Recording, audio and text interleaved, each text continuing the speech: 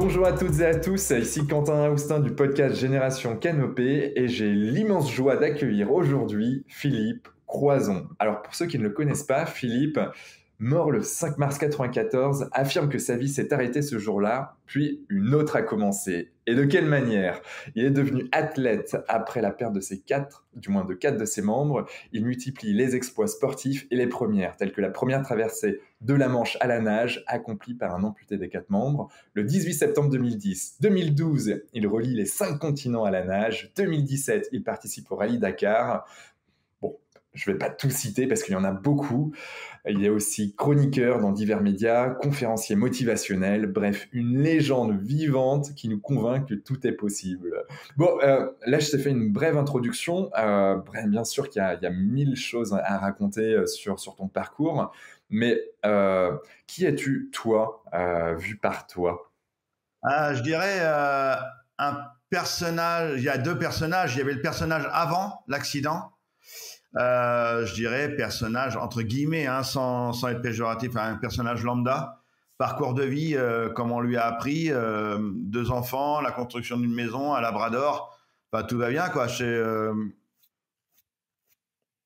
Et un accident et un personnage qu'il faut réapprivoiser, accepter son nouveau schéma corporel et ainsi de suite. Il va me falloir de nombreuses années pour cela. Il va me falloir pratiquement 10 ans.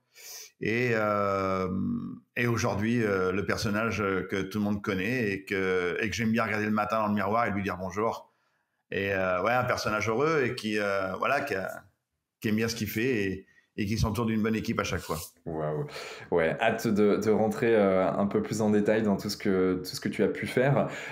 Si je reviens un peu sur ton parcours, voilà, tu étais une personne, comme tu dis, plutôt classique, avec le schéma qu'on a l'habitude de voir en France, en tout cas. Et puis voilà, tu as eu un accident électrique. C'est Oui. ça, sur le toit de ta maison. Et puis mine de rien, est-ce que c'est pas comme si tu étais touché un peu par, alors pour le coup, c'est pas la foudre, mais touché par la foudre, quelque chose de divin qui fait que ton cœur s'est arrêté, si je ne m'abuse, et puis hop, c'est reparti on va dire, dans une autre configuration physiologique. Comment toi tu décrypterais ça? Et puis ce que j'ai envie de comprendre avant de voir l'exploit et qui tu es aujourd'hui, si c'est OK pour toi, bien évidemment, comment psychologiquement tu as réussi à gravir ces échelons? Wow, il y a beaucoup de questions dans ton Ouais, interrogation, mais ouais, effectivement, j'ai pris 3 décharges de 20 000 volts. ouais. La première décharge me tue sur place. La deuxième décharge me ramène à la vie. Et la troisième décharge me carbonise littéralement les bras et les jambes parce que le courant est rentré par les mains et ressorti par les tibias. OK. Et là où le courant rentre, là où il sort, ça a brûlé. Hein, comme je l'ai dit, c'était plus que brûlé, c'était carbonisé. Et pour me sauver la vie, il a fallu m'amputer les 4 membres. OK. Après, comme j'aime à le dire pour dédramatiser un petit peu, le plus dur dans mon accident, c'est surtout quand j'ai reçu ma facture EDF. Mais bon, ça, c'est un autre détail. Ouais. Mais, mais voilà, mais l'humour est quelque chose d'important aussi pour dédramatiser un petit peu tout ça, parce que sinon, ça serait un peu trop violent, même à écouter, même à entendre. Donc, j'aime bien dédramatiser un peu le truc. Mais donc, il a fallu m'amputer les 4 membres. Je vais rentrer au service des brûlés à Tours. OK. Et pendant 3 mois, enfin, je vais être pendant 2 mois dans le coma. Et pendant ces 2 mois-là, je vais être découpé au fur et à mesure du temps. C'est-à-dire qu'un jour, moi, je dors. Hein, un jour, on va dire à mes parents, on est désolé, on peut pas sauver le bras droit. OK. Quelques jours plus tard, on leur dira le bras gauche, malheureusement, on aura tout tenté. Après, c'est la jambe droite, elle n'est pas viable. Et puis, quand je me réveille, il me reste la jambe gauche. Je m'accroche à elle, comme une sorte de bouée de secours. C'est peut-être mon côté très optimiste. Ouais. Et quelques jours plus tard, on m'explique que la moelle osseuse est brûlée et qu'on ne pourra pas la garder. On va l'enlever. Et là, je vais m'effondrer une bonne fois pour toutes. Je vais même demander pardon à la mort. Hein. Je vais dire, écoute, j'ai lutté contre toi sur l'accident, mais tu peux pas me laisser là aujourd'hui, quoi. Quelle va être ma vie sans bras et sans jambes? J'ai vécu pendant 26 ans avec des bras et des jambes. Est-ce que je peux imaginer avoir une vie sans bras et sans jambes? Donc j'ai un réflexe normal, humain, c'est de vouloir partir. Ouais. Je peux pas imaginer avoir une vie sans ça. Et donc, tu sais, quand tu rentres dans l'univers du handicap, ou qu'il t'arrive une tuile, hein, n'importe laquelle, hein, ça peut être une peine de cœur, je sais pas, un problème familial, un problème au travail, ou pourquoi pas un coronavirus qui vient t'emmerder dans ton train-train quotidien. Tu as 5 phases à franchir. OK. 5 phases obligatoires pour se reconstruire, les fameuses phases du deuil. Moi, la première phase, je crois que je viens d'expliquer un petit peu, c'est la négation. Ah, ok. On refuse ce qui nous arrive, on refuse la sanction, on refuse la punition. Tu sais, avec les C'est dans fameux le rejet, quoi. pourquoi? Ouais, pourquoi ceci, pourquoi cela, pourquoi? Il n'y a pas de réponse au pourquoi. Les pourquoi, ils sont là pour te harceler, pour te piquer. Après, tu as la phase de négociation. Moi, une fois que le personnel soignant était parti, la famille, je négocie entre moi et moi. Il y a une partie de mon cerveau qui dit laisse tomber, c'est fini. Ouais. Tu feras plus jamais rien de ta vie, mon gars, c'est terminé. Arrête de lutter. Et il y a l'autre partie qui dit attends, peut-être que. Après, tu as la phase de dépression, puis vient la terrible phase de colère, et enfin la phase du retour à la vie, l'acceptation. Mais surtout, les 5 phases que je viens de te dire, c'est il n'y a pas d'ordre prédéfini, mais surtout, il n'y a pas de durée de temps prédéfinie. Une phase peut durer un jour, une semaine, un mois, un an, ou toute la vie. On peut rester bloqué sur une phase toute sa vie si on n'a pas une épaule avec qui parler, avec qui s'exprimer, avec qui pleurer même. Ça, c'est hyper important.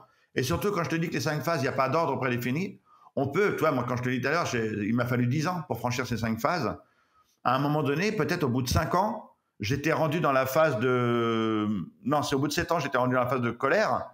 Et qu'est-ce qui se passe? Pourquoi je reviens dans le déni? Pourquoi je vais retourner dans la dépression? Qu'est-ce qui se passe? Là, ça redevient un volcan. Ouais. Et tout se mélange. Les 5 phases se remélangent à nouveau. C'est comme si on prenait un shaker, on remélange tout et on recommence. Donc, il n'y a pas de recette miracle. Donc, à part avoir une famille, des amis, et effectivement, 7 ans plus tard, là, j'ai demandé un coup de main au psy pour me reconstruire. D'accord.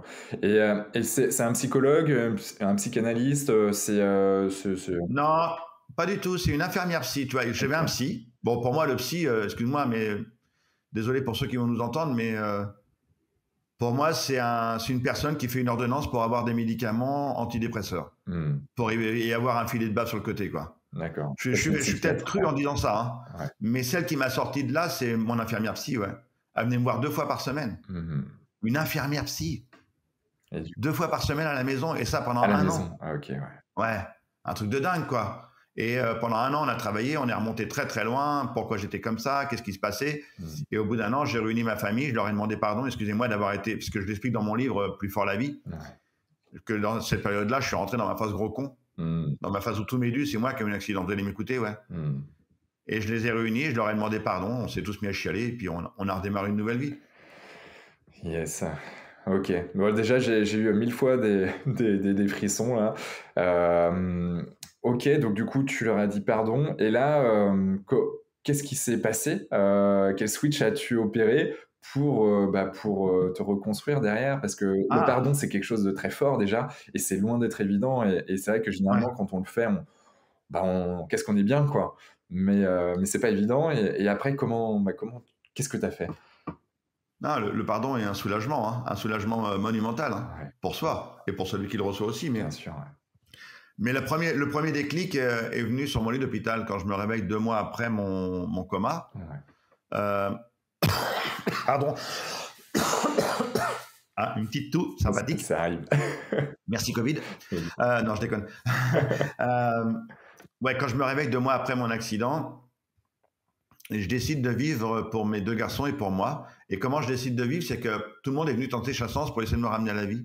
Mon père a tenté chasse-sens, ma mère, mon frère, rien n'y faisait. Je voulais juste mourir. Et même ma grand-mère, si je suis là aujourd'hui, je dois aussi une personne, ma grand-mère, c'était un roc, c'était un pilier dans ma famille. Et ma grand-mère était d'origine bretonne, donc un caractère de granit, hein. On est d'accord? On est d'accord. Et elle est venue derrière le stérile, elle m'a dit « Allez mon petit garçon, je te ferai du fromage blanc et de la banane écrasée, comme quand tu étais petit. » Et je ne l'ai pas entendu. Et c'est un oncle de mon ex-femme qui est venu et qui m'a dit « Écoute Philippe, moi j'ai perdu mon papa très jeune, toi tu es encore vivant. Pense à Jérémy. » Et il m'a dit aussi « Pense à Grégory, parce que mon petit bébé, il est né 2 mois après l'accident, quand je me suis réveillé. Mon petit bébé est arrivé au monde en même temps que moi. Et là, il me dit, la phrase qui va me réveiller, il me dit « Tu crois pas que ce serait bien que tu sois là pour les guider sur le chemin de la vie, tes 2 garçons ?» Et pour moi, c'était un coup de jeu, mais virtuel cette fois-ci. Et là, j'ai commencé à me battre. Peut-être trop vite, hein, parce que j'avais pas franchi encore les 5 phases. Et là, j'ai envie de tout défoncer, quoi. Ouais. Et là, dès que mon père vient dans la société, je dis « Papa, renseigne-toi, je veux les meilleurs spécialistes sur les prothèses. Papa, renseigne-toi, je veux faire de la plongée sous-marine. Papa, renseigne-toi, je viens de voir un ancien pilote de Formule 1, Philippe Streff, il est tétraplégique. Il conduit une voiture, papa. Je pourrais reconduire. Il me fallait une tonne d'informations pour redémarrer. » Comme tout le monde, aujourd'hui, dans notre société, a besoin énormément d'informations après ce qu'on a vécu, après le coronavirus, après maintenant la guerre proche de chez nous, et après les présidentielles. Personne ne sait où on doit aller, personne ne sait comment ça va se passer pour nous. Il n'y a pas de futur. C'est clair. On n'a pas d'informations. Donc moi, quand je me suis réveillé et que j'ai décidé de vivre, il me fallait une tonne d'informations pour avancer. Donc ça a été mon premier déclic.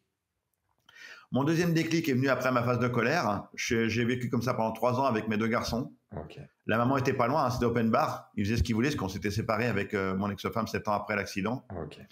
Et un jour, je me suis dit, je suis pas fait pour vivre tout seul. Et j'avais envie d'être aimé et d'aimer à nouveau. Mais qui allait être capable d'aimer un mec comme moi qui avait pas de bras, pas de jambes? Est-ce que ça pouvait être possible? Et je me suis inscrit sur un site de rencontre. Mythique, pour pas le nommer. Alors, Simoncini a fait de bonnes choses. Exactement. Et là, j'ai rencontré Susanna. Ouais. Ça fait 15 ans qu'on est ensemble. Susanna avait les 3 filles. Moi, j'avais 2 garçons. On est une petite famille recomposée de ouf. Et voilà. Et on a avancé. Et comme je le dis, l'amour est un outil de résilience extraordinaire aussi. Mais l'amour donne des ailes. Mais moi, il me l'a donné des palmes. Elle m'a donné des palmes pour que je puisse réaliser mes rêves. Et surtout, dernièrement, Susanna, ça fait 1 an là maintenant, elle a écrit un livre qui s'appelle Ma vie pour 2, dans l'ombre du héros, une femme, où elle explique son parcours à mes côtés. Bon, j'en prends plein dans le bouquin, hein, ça je prends cher. Avec beaucoup d'amour, mais alors qu'est-ce que je prends dans le bouquin? Elle m'a dit, c'est un exutoire, j'ai besoin, parce que c'est vrai que Susanna s'est perdue dans mes aventures. Elle s'est beaucoup perdue, elle a beaucoup donné. Et donc, on parle souvent des personnes en situation de handicap, mais on oublie très souvent les aidants, ceux qui sont à côté d'eux. Et elle a souffert après de la notoriété. Parce que la lumière était sur moi. Et quand j'arrivais, par exemple, tu vois, Susanna, elle portait les valises et tout. Et tout le monde faisait sur moi. Ouais, ça va, Philippe, t'as fait un bon voyage. Et derrière, il y avait Susanna avec 3 valises ou des trucs comme ça. Et personne ne s'occupait d'elle. Et je leur disais, mais regardez, là, il y a quelqu'un avec moi. J'ai Susanna. Voilà, elle en a souffert. Donc, elle en a écrit un livre qui s'appelle Ma vie pour 2, dans l'ombre du héros, une femme. Ok, ben, on mettra tout ça dans les notes du podcast également pour aller le lire. Pour sûr, c'est pas une personne isolée. Il y a plein de personnes comme ça. Ouais. Ah, 11 millions. Il y a 11 millions d'aidants en France. Wow, 11 millions. 11 millions d'aidants en France. Ouais, c'est énorme. C'est un 7e, quoi. Ben, 11 millions de personnes qui offrent leur vie par amour pour leurs parents, pour leurs enfants, pour son mari, son épouse. Et ils sacrifient leur vie pour... je dis bien sacrifier. Attention, hein, je dis pas n'importe quel mot. Ils sacrifient leur vie par amour, Et tu sais que l'espérance de vie d'un aidant est 15 ans inférieure à la moyenne normale. Ah, ok. Tellement la fatigue est puissante. Waouh. Ouais. Bon, en tout cas, Mythique fait des prouesses. Et en tout cas, vu comment tu en parles, bon, voilà, ça sent que l'amour est bien présent. Hein. Ça, ça se voit, ça s'entend. Bon, mais il n'y a jamais de hasard que des rencontres, comme j'aime le dire. Exactement. Ok, donc, comment toi, tu t'es dit... Ok, moi j'ai envie de faire des records, j'ai envie d'aller traverser la Manche. Alors déjà, comment tu choisis tes records et puis comment tu les prépares, comment ça se passe, comme les sponsors, tout ça, j'imagine, parce qu'il faut un peu de finances. Comment tout ça, comment ça se passe? Donc comme d'habitude, tu me poses 3000 questions en une seule question. C'est pour te donner de la matière que tu as un espace assez large. Alors écoute, je dirais la première personne qui m'a inspiré, c'est Marion Hans. Ah, ok. Une jeune Française. C'est-à-dire que je suis tombé d'hôpital quand je me suis réveillé 2 mois après mon accident, que j'ai décidé de vivre pour mes 2 garçons et pour moi. Je demande à une infirmière d'allumer la télévision un vendredi soir et je regarde l'émission Thalassa. J'adore. Et la première chose que je vois, c'est une jeune fille qui traverse la Manche à la nage, Marion Hans. C'était la 2e Française à réussir la traversée de la Manche depuis 1875. Waouh. Elle avait fait une première tentative à l'âge de 16 ans qui avait échoué, cette gamine. Et elle était revenue 1 an après pour réaliser son rêve, traverser la Manche à la nage. Et moi, je vois cette émission de Thalassa, je vois cette fille qui se bat contre les éléments, son équipe qui l'encourage. « Allez Marion, tu vas y arriver cette fois-ci. Nage Marion, nage, on est avec toi. » Et moi, je pense qu'à ce moment-là, j'ai juste oublié, j'étais tellement capté par les images, j'ai juste oublié qu'on m'avait enlevé mes bras et mes jambes. Je regarde la télévision et je fais « Waouh, pourquoi pas moi un jour ? Pourquoi moi, je ne traversais pas la Manche à la nage ?» Et là, l'émission Thalassa se termine, je me réveille, je dis « Oh la vache, je vais avoir du boulot quand même. » Et c'est pas un truc qui me harcelait, hein. J'en parlais comme ça de temps en temps, sporadiquement, à de la famille, des amis, mais pendant les 10 ans où j'ai végété, j'en ai parlé, mais vraiment, c'était vraiment occasionnel, quoi. C'est pas un truc qui me harcelait, hein. Je me souviens une fois, je l'avais dit à mon père, on était à Noirmoutier, en Vendée, sur le port de l'Herbaudière. Ah, j'adore. Et j'étais dans mon fauteuil électrique, j'ai dit à papa, je dis, hey, papa, un jour je traverserai la Manche à la nage. Et mon père, il m'a pas répondu dans cette journée-là. Mais j'ai vu dans ses yeux, il s'est dit, oh merde, il a pas que les bras et les jambes qui ont cramé, lui. Il doit y avoir un court-circuit. Qu'est-ce qu'il est en train de me dire? Qu'il veut traverser la Manche à la nage? Il sait même pas nager. Allez, viens, mon fils, on rentre.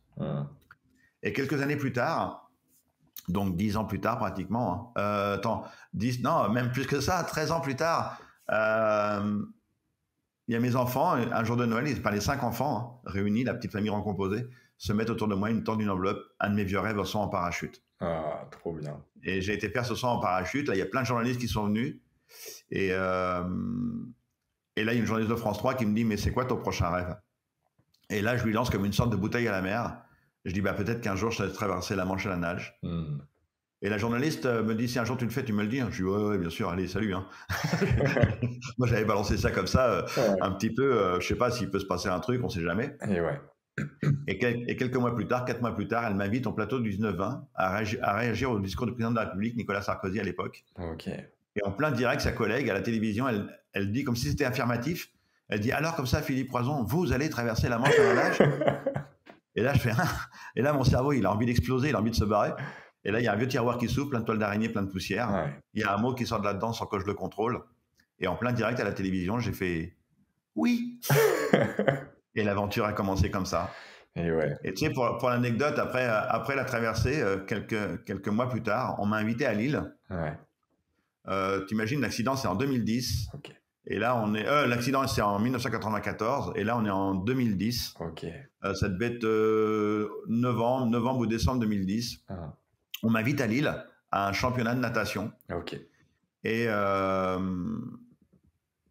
je vais là-bas et le speaker vient vers moi et me dit « ouais, Philippe Croizon, c'est super génial, vous êtes venu pour les enfants, ainsi de suite. C'est vraiment top. » Et là, je vois des gens qui sont en face de moi, alignés en randonnion, comme s'ils cachaient quelque chose. Et le speaker continue et waouh, j'ai de l'émotion là. Le speaker continue, il me dit « mais pourquoi tu as traversé la Manche à la nage ?» Et je lui explique ce que je t'expliquais tout à l'heure, que j'ai vu Marion Hans à la télévision. Et là, ce mec, il me dit « mais tu l'as rencontré, Marion Hans ?»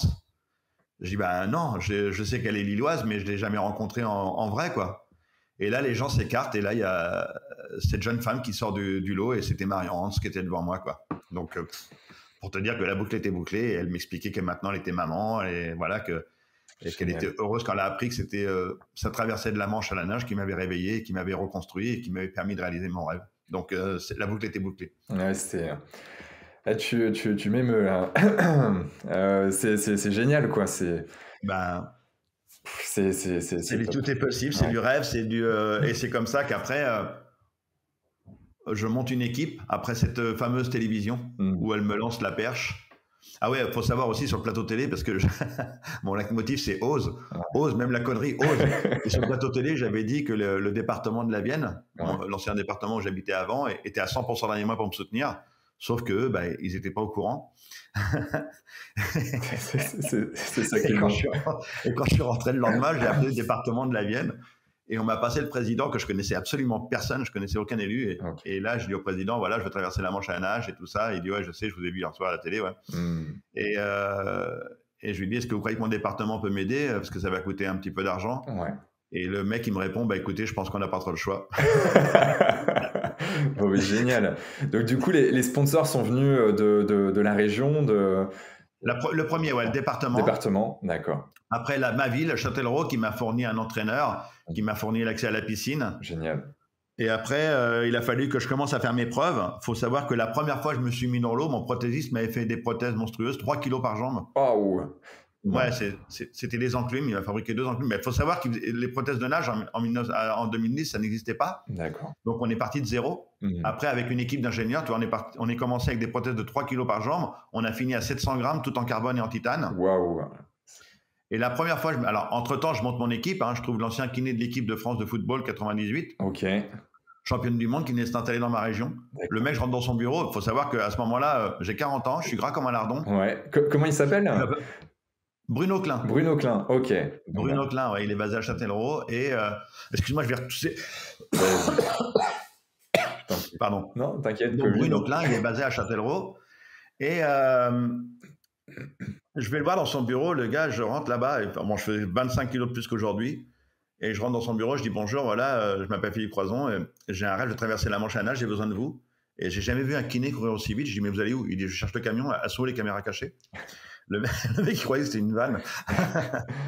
Je dis non, j'ai vraiment besoin de vous. Il a intégré l'équipe. Après, j'ai appelé Arnaud Chassery, Jacques Tuzet, 2 nageurs longue distance français qui avaient réussi la traversée de la Manche à la nage. Yes. Je les ai intégrés dans l'équipe. Je me retourne une équipe de winners. Après, et comment tu fais? Parce que tu vas les contacter, tu les appelles et tu leur dis j'ai besoin de ça, j'ai besoin de votre expérience, et ils disent OK. Exactement. Ouais. Rien d'autre. Juste leur parler de mon rêve, leur parler de mon envie. Et après, donc préparateur physique. Et le dernier que je vais voir, c'est mon cardiologue parce que j'ai peur de lui. Okay. Et je rentre dans son bureau, il me dit, toi, j'ai lu la presse, je t'ai vu à la télé, c'est non. Tu retournes dans ton canapé, Philippe. Il dit, ton cœur, il pourra pas tenir, il est bourré de graisse, t'as rien foutu pendant 10 ans, t'as jamais été sportif de ta vie, t'as 40 ans et le jour de l'accident, le ventricule gauche du cœur a été brûlé. Donc il y a 2 grosses cicatrices sur le cœur parce que le cœur a été ouvert à 2 endroits pendant l'accident. C'est pour ça que j'ai fait 2 arrêts cardiaques, je suis mort aussi 2 fois dans l'hélicoptère. Waouh. Ouais, je suis comme les chats, moi, j'ai cette vie. Et ouais, en tout cas, je te vois avec le sourire, c'est fabuleux. Et je monte cette équipe de winners et je l'ai réunis à Châtellerault. Le bassin, il fait 25 mètres de long, 4 mètres de profondeur. Okay. Susanna, ma chérie, me met ses grosses prothèses, elle me dépose délicatement dans l'eau et là, elle me lâche. Sauf que là, je vais pas dans le bon sens, je vais vers le fond. Parce que, ah oui, un détail important, je n'avais pas dit à mon équipe que je savais pas nager. Je voulais leur faire la surprise. Bon, à un moment donné, je suis à 4 mètres de profondeur, les oreilles explosées parce que je peux pas pincer mon nez. Bon, à un moment donné, j'ai plus soif. Ouais. Donc, mon entraîneur saute à l'eau pour me sauver la vie. Et c'était ma première expérience de retour dans l'eau pour traverser la Manche à la nage. Ok, wow. Donc, tu vois que c'était pas gagné d'avance. Hein. Non, en effet. Et combien de temps ça t'a pris, toi, justement, de cette étape où tu es dans l'eau à, voilà, je fais la traversée de la Manche? 2 ans d'entraînement intensif. Okay. Alors, les premiers jours, c'est 30 minutes de natation par jour pour préparer le corps tout doucement. Après, je passe à 1 heure, 1 heure et demie, et quand j'arrive à 1 heure et demie, tout casse. Petit fessier, grand fessier, psoas, les épaules, tout est en tendinite, tout a pété de partout. Wow. Le kiné m'arrête 1 mois et demi d'arrêt. Pendant ce temps-là, on continue à travailler le cœur. Hein. On fait des abdos, des dorsaux. Il faut absolument que le cœur se mette en pression le plus vite possible, le dégraisser. Okay. Et pendant 1 mois et demi, on met les tendeurs sur les bras, sur les jambes, de la glace, des ultrasons tous les jours pour casser les tendinites le plus vite possible, les réparer. Et au bout d'1 mois et demi, je suis réparé, on me rebalance à la flotte. Ouais. Et après, c'est par étapes. Hein. Entre guillemets, j'ai eu la chance de connaître le centre de rééducation. Donc, j'ai reconnu à peu près les mêmes étapes. C'est une personne qui rentre dans l'univers du handicap et un sportif de haut niveau, il va se battre, le sportif, pour gagner le dernier centime de seconde, pour avoir la médaille. Ouais. Et la personne capable autrement, comme j'aime à dire, elle va se défoncer pour se brosser les dents tout seul. Lasser, c'est lasser. Manger seul, être autonome. Et ça vaut toutes les médailles du monde. Ça vaut toutes les médailles du monde, je te promets. Et quand je commence mes entraînements, je me rappelle de toutes ces difficultés que j'ai eues pendant les 2 ans de rééducation au centre de rééduc. Et là, je vais passer 2 ans dans l'eau. Et au plus fort de l'entraînement, c'est 35 heures de natation par semaine. Okay. C'est 280 km par mois. Et au bout de 2 ans, on a dépassé les 4000 km de natation. Le plus clair de mon temps, c'était au lac de Saint-Cyr, près du Futuroscope. Je nageais dans le lac du début du printemps jusqu'à la fin de l'automne. Des fois, il faisait 0 degré, tombait de la neige et je devais nager pendant 7 heures dans le lac. Et c'était Susanna, mon ange gardien, qui démontait mes prothèses, qui me mettait mes prothèses de nage, me mettait dans l'eau, me sortait de l'eau. C'est pas dur, les enfants à la maison, ils nous appelaient Playmobil, en avant les histoires. Donc... Alors, en avant les histoires, c'est clair qu'il a, pour le peu, tu as des histoires à nous raconter. Hein. Ça... et là, je fais une version light, hein, mais c'est vrai que si je t'expliquais les 2 ans d'entraînement, c'est incommensurable. Tu vois, à un moment donné, j'ai même dit à mon entraîneur, arrête de me donner mon planning à la semaine, je vais mourir. Arrête.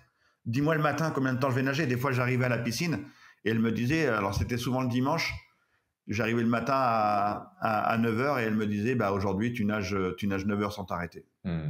9 heures dans un bassin de 25 mètres. Pouf. Tu deviens dingue. Tu deviens dingo, quoi. Tu deviens un poisson rouge. Tu as oublié que tu as fait un tour et tu recommences. Imaginez 9 heures dans l'eau dans un bassin de 25 mètres. C'est incommensurable. Des fois, même, j'appelais Arnaud et Jacques en lui disant, parce que c'était mon coach. Hein. Mon coach, il fallait que je l'écoute.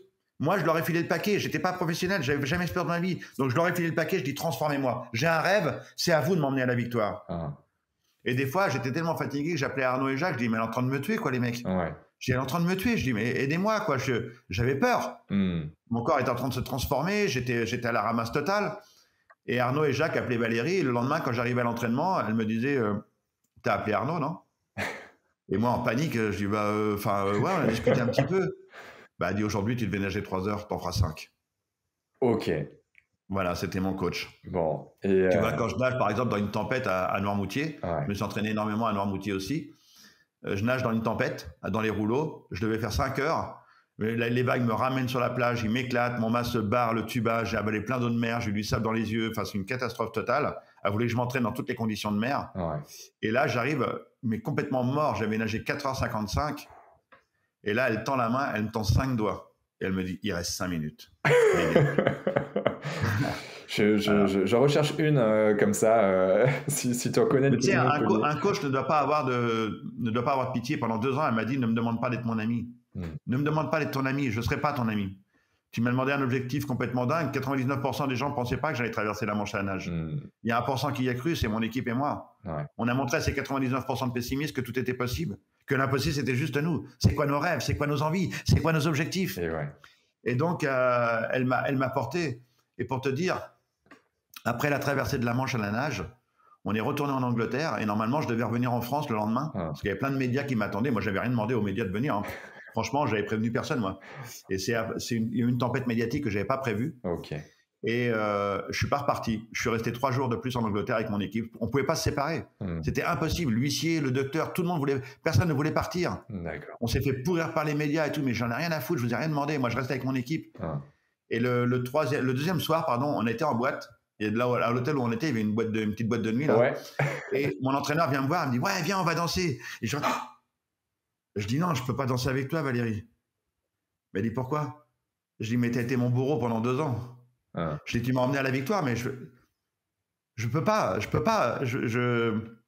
La violence qu'il y a eu pendant 2 ans, même si, parce qu'elle aussi, elle a joué un rôle. Et après, moi, je suis parti dans une tempête médiatique de plusieurs mois. Valérie est rentrée à Châtellerault. Et quand je suis rentré, quelques mois plus tard, on m'a dit « Écoute, Valérie, elle est vraiment pas bien. Elle est en pleine dépression. » Tout le monde pensait que c'était moi qui allais faire la dépression après l'aventure. Et c'est mon coach qui l'a fait. C'est mon coach qui l'a fait, parce qu'elle a joué un rôle. Et moi, je ne savais pas qu'elle jouait un rôle. Et j'ai été la voir. Je lui ai donné un coup de main à mon tour. Et quand je lui ai donné un coup de main, et là, on est devenus amis. Trop bien.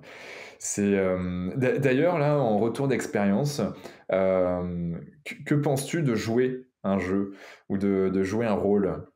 Parce que là, mine de rien, elle a joué un rôle pendant 2 ans et on voit, alors elle t'a amené quelque part sur la scène à accomplir ton rêve. Et de l'autre côté, on a vu un peu quelque part les dégâts que ça peut potentiellement faire si on joue un rôle aussi longtemps. Qu'est-ce que toi tu en retiens de ça? Mais moi je le dis très souvent, il faut pas créer de personnage. Les gens qui créent un personnage pour être mieux vis-à-vis des autres ou n'importe quoi, mais ils sont dans une souffrance monumentale. C'est terrible. Et surtout qu'après, ils peuvent plus sortir de ce personnage. Donc non, moi je suis Philippe, je crée pas de personnage. Je reste le même, tel que je suis. Quand je rencontre, on va dire, une grande personnalité de ce monde, il rencontre Philippe. Hein, je vais pas mettre plus haut ou plus bas ou n'importe quoi. Non.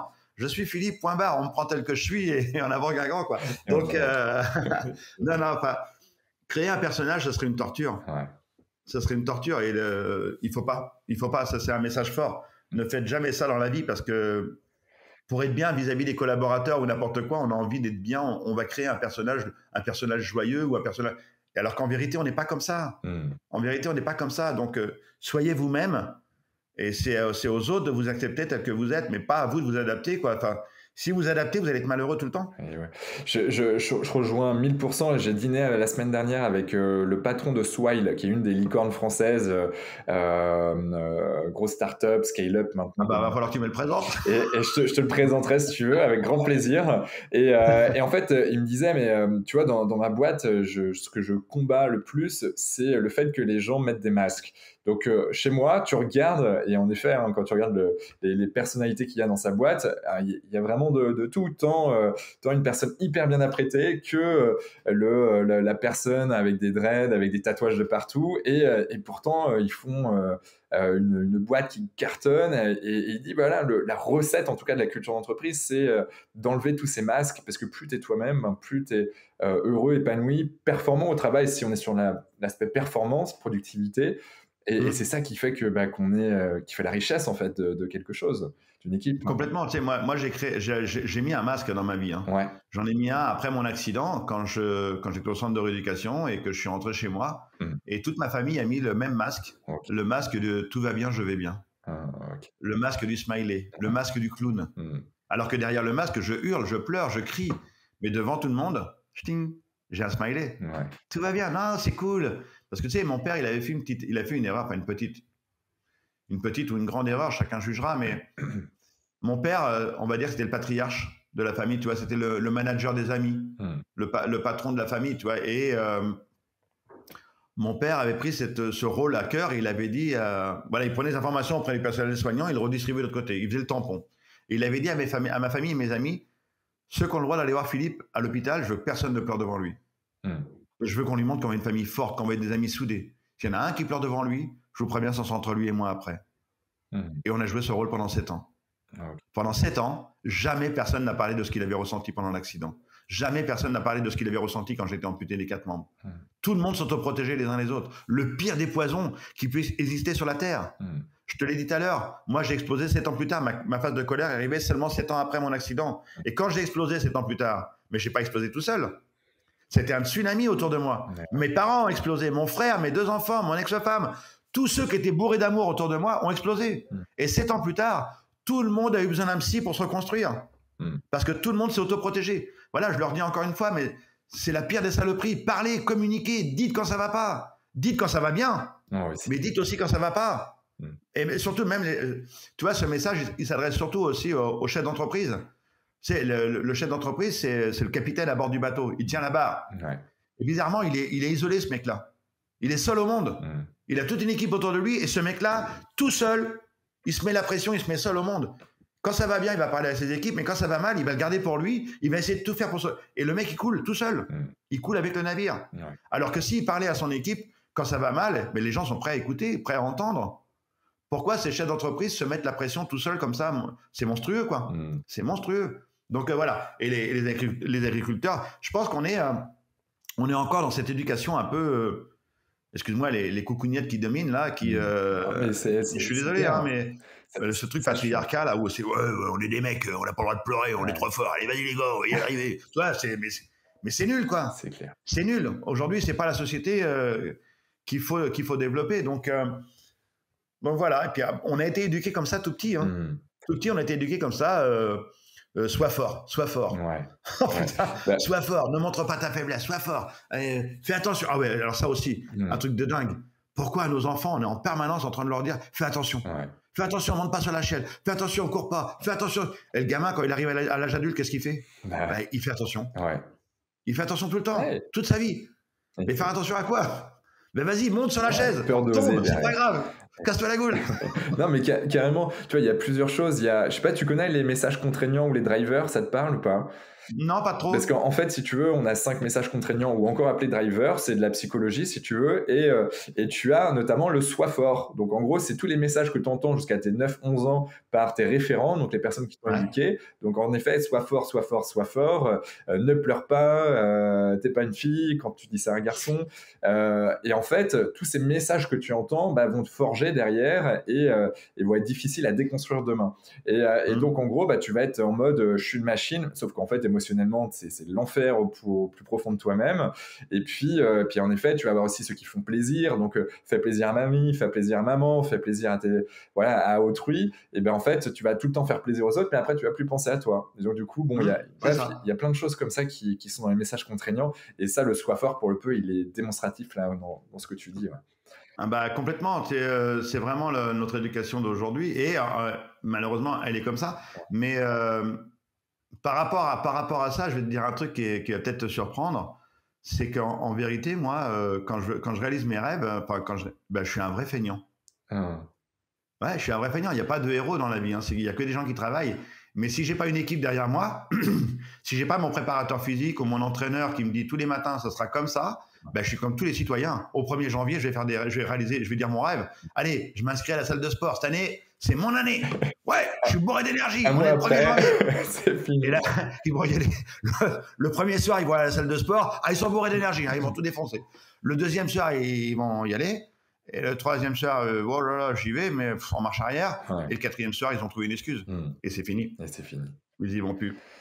Donc, on est tous pareils. Et donc, moi, si j'ai pas une équipe derrière pour me pousser au cul, pour me dire, allez, c'est comme ça, on y va, on fonce, on tape dans les gamelles, je suis comme tout le monde. Le lendemain, je dis, ouais, c'est bon, demain, j'en ferai un peu plus. Aujourd'hui, j'en fais un peu moins et demain, un peu plus. Et le lendemain, on redit la même phrase. Mais c'est hyper important d'avoir une équipe sur qui compter, sur qui se challenger, qui va Ouais. te motiver, mais en même temps, tu es un peu la figure de proue, tu vois. Tu es là devant, tu as ce Ouais, rêve, et puis t'embarques aussi une équipe, parce que cette équipe, à la base, c'est toi qui l'as construite aussi. ouais, mais je suis d'accord avec toi, mais il n'y a pas de jeu. Hmm. JE n'existe pas. C'est JEU. Le personnage que tu rencontres qui te dit comme par exemple Valérie Pécresse, par exemple, qui dit tout le temps je, Ouais. elle est tout seule au monde, cette dame-là. Elle n'a pas d'équipe, elle n'a personne, elle fait tout toute seule. Donc, aucune histoire politique là-dedans. Hein. Ouais. C'est juste le personnage que je parle. Hein. Et donc, il y en a plein d'autres personnages comme ça qui disent mais il faut les fuir comme la gale. Hmm. C'est-à-dire que ces gens-là, ils n'ont pas compris. C'est-à-dire que moi, le jeu n'existe pas, c'est on avance ensemble et on réussit ensemble. Quand moi, j'allais pas bien, mon équipe me remontait le moral. Quand mon équipe n'allait pas bien, tu vois, au bout de 6 mois, mon équipe a voulu arrêter. Ils sont tous mis d'accord en disant on va arrêter Philippe, il est en train de mourir, on est en train de le tuer là. Collectivement, on est en train de tuer un mec. Okay. Qu'est-ce que le mec est en train de s'entraîner comme un dingue, il a perdu 20 kilos, il tombe dans les pommes dans l'eau, on le ramasse, il est moitié vert et à moitié violet. Faut le sauver ce mec-là, faut lui faire comprendre c'est pas possible. Et c'est moi qui a remonté le moral de mon équipe. Je leur ai remis un peu de confiance en marche pour leur dire laissez-moi encore 2 mois et dans 2 mois vous prenez votre décision et là je la respecterai. Donc comme ça c'est vraiment si tu m'écoutes partout dans tout ce que je fais comme interview, il n'y a pas de jeu, c'est toujours on. Et quand je suis sur le podium, moi tu sais ce qui m'éclate le plus, c'est quand on réussit une aventure avec l'équipe et qu'à la fin, que ce soit la Manche, les 5 continents et le Dakar, tu le vois très bien sur le Dakar, sur le podium, que tout le monde est sur le podium sur la bagnole et la plupart de toute l'équipe chiale et on se regarde et on se dit putain on l'a fait quoi. Putain on l'a fait quoi. Et ça c'est la plus belle des victoires. Ouais, c'est fantastique. J'ai repensé à toi vis-à-vis de ce que tu avais fait au Rallye Dakar, parce que je crois que c'était l'année dernière ou il y a 2 ans, il y a une personne, un ancien champion du monde de BMX quand il était junior, qui est devenu quasi tétraplégique. Alex Alétru. Exactement. Et justement, j'ai écouté un podcast de lui sur Génération Do It Yourself de Mathieu Stéphanie. Et là, je me dis waouh. Et puis il a cartonné lui aussi. C'est des gens qui ont connu la résilience. Et je pense qu'aujourd'hui, notre société, elle est dans la résilience en ce moment. Notre société, la société complète, je parle collectivement, elle est dans la résilience et elle cherche des messages. Elle est en train de chercher des messages à tous azimuts, partout, pour essayer de comprendre. Et je pense que ceux qui ont ce message-là, c'est ceux qui ont connu la résilience. C'est ceux qui ont connu un accident dans leur parcours de vie. C'est ceux qui ont une maladie invalidante et qui sont capables de s'en sortir. Ces gens-là qui ont connu le dépassement de soi pur et dur. Et c'est ces gens-là qu'il faut écouter. Nous, on a le message absolu de dire mais on peut y arriver. Collectivement, si on se tient vraiment la main, on peut y arriver. On peut s'en sortir. Et tu vois bien Théo Curin avec hier soir à la télévision son téléfilm, plus après le documentaire. Voilà, tous ces gens-là font partie des gens qui ont connu la résilience et qui sont heureux aujourd'hui dans leur parcours de vie. Ça donne envie d'en savoir plus et de mettre encore un peu plus en lumière. D'ailleurs, si tu fais tout ça, c'est aussi pour ça, c'est pour donner l'exemple, c'est ça? Ouais, enfin, honnêtement. Il y a un peu de toi, il y a du perso aussi. Voilà. Soyons honnêtes. Quand je mène des aventures, c'est parce que j'ai envie de mener. Il y a l'envie d'abord en premier. Je pense que c'est essentiel. Une envie qui me tient au corps, une envie forte. Et je me pose pas la question, comme beaucoup de gens, est-ce que c'est possible? J'ai juste envie de le faire. Donc je le fais. Tu sais, j'ai plus de plan de carrière dans ma vie, moi. Je suis mort le 5 mars 94. Tout ce que je vis aujourd'hui, c'est du bonus, c'est du plus. Donc rien peut me freiner. Rien. Tu sais, les gens, la plupart des gens, mon mode de fonctionnement pour comprendre aujourd'hui, c'est j'ai d'abord une idée en première position. En deuxième position, je prends les informations. Je regarde comment ça peut se passer. Et en troisième position, j'ai peur. Mais c'est trop tard. L'aventure est lancée. Alors que beaucoup de gens dans notre société ont des rêves, des envies. Et en deuxième position, ils vont mettre la peur, sans avoir les informations, avec la fameuse phrase « Qu'est-ce que je risque ?» À partir du moment où quelqu'un se dit « Qu'est-ce que je risque ?» c'est fini. Il s'enlève 80% de chance d'y aller, juste en se faisant peur tout seul. Donc moi, mon mode de fonctionnement, il est comme ça. Donc quand j'ai une envie, je tente ma chance et j'y vais. Et j'appelle des gens et je leur dis voilà mon idée. Est-ce que tu veux bien être avec moi? Est-ce que tu crois que c'est possible? Et voilà. Et il y en a plein qui me disent non. Mais à partir du moment qu'il y en a un qui dit oui, l'aventure est lancée. C'est fini. On peut faire marche arrière. L'équipe est montée. On est 2. Surtout que tu lâches pas tant qu'il n'y a pas un oui. Ah non, mais ça, jamais. Mais je suis un mort de faim. Quand quelqu'un, mais combien de partenaires, des fois, ils n'avaient pas compris. on me jette par la porte et je rentre par la fenêtre. Enfin, jamais j'abandonne. Tu vois, un de mes partenaires que j'ai eu pour le Dakar, c'était mon plus gros partenaire, c'était la Matmut. Ouais. Et je me suis dit, mais comment je vais atteindre ce monsieur? Comment je vais atteindre ce gars? Et là, un jour, il y a un événement à l'hôtel de ville. Je prends le TGV, je prends mon dossier et je vais à l'hôtel de ville de Paris. Pardon, c'était à Paris. Et je vois monsieur Avis arriver et je lui dis, voilà, je vais être pilote sur le Dakar. Il dit, ouais, je vous connais, je vous ai traversé la Manche. Je dis, non, mais il dit, non, ça m'intéresse pas et tout. Je dis, voilà mon dossier, regardez-le. Il dit, non, mais moi, c'est le trophée Andros en électrique, ça vous intéresse pas? Je dis, non, non, non. Je dis, je vais être pilote sur le Dakar, je veux rien d'autre. Et il m'a rappelé 3 semaines plus tard et il était partenaire premium. Il a mis la plus grosse somme sur le Dakar, pour moi. Donc, tout ça parce que je l'ai provoqué, j'ai été le chercher. Tout est possible à celui qui ose. Ne vivez... La phrase la plus terrible dans notre parcours de vie, c'est « Merde, si j'avais su ». Pourquoi tu dis cette phrase? Puisque au fond de toi, tu le savais. Au fond de toi, tu le savais, mais tu n'y as pas été. Et juste après, tu dis « Oh merde, si j'avais su ». Mais elle est terrible, cette phrase. D'ailleurs, tiens, quand j'étais au magazine de la santé pendant 6 ans, j'ai fait une chronique. Sur France 5. Et j'ai fait une chronique en parlant d'une enquête qui avait été menée sur les personnes en fin de vie. Et on leur a posé une question toute simple. Quel est votre plus gros regret? Et à plus de 85%, t'entends bien, à plus de 85%, les gens ont répondu « J'ai pas réalisé mon rêve ». Ils sont en fin de parcours, ils se retournent et disent « Merde, j'ai pas réalisé mon rêve ». Et ça, c'est la phrase la plus terrible. Enfin, je sais que c'est facile à dire comme ça. Il y a plein de gens qui me l'ont dit, Philippe, mais pour toi, c'est facile de dire ça. Mais qu'est-ce qui était facile? Qu'est-ce qui était facile? Tu es en train de dire à un mec qui était amputé des 4 membres, qui a vécu 2 ans en centre de rééducation, qui a vécu 10 ans dans un canapé, qui n'a pas bougé, qui a voulu mettre fin 2 fois à ses jours, et qui un jour s'est réveillé, s'est battu comme un chien pour arriver aujourd'hui et dire j'aime ma vie d'aujourd'hui parce qu'elle est riche, parce que j'en ai fait quelque chose. Et toi, aujourd'hui, tu me dis que c'est facile. Mais non, c'est à toi de bouger, mon gars. Arrête d'attendre que les gens fassent pour toi. Fais. Fais, défonce-toi, mon gars. Ose. Et surtout, n'aie pas peur de demander un coup de main, parce que ça aussi, c'est culturel dans notre société. Demander un coup de main, c'est vécu comme si c'était un moment de déshonneur, comme si c'était vécu un moment d'échec. Pourquoi on vit le coup de main comme un moment d'échec? Vivez-le comme un moment de partage. Moi, j'ai plus de bras et plus de jambes. Sans coup de main, j'aurais jamais réalisé mes aventures. J'aurais jamais réussi ma vie sans les coups de main. Donc, à partir du moment où j'ai eu un accident, il y a toujours une équipe. D'abord les pompiers, le SAMU, l'hôpital, le centre de rééducation, ma famille, mes amis et les équipes pour mener mes aventures. Il y a toujours du monde autour de moi. Donc, je leur dis encore une fois, le jeu n'existe pas. C'est vraiment ça, quoi. N'ayez pas peur de demander un coup de main parce que à la fin, vous allez être heureux parce que ce sera un travail collectif. Moi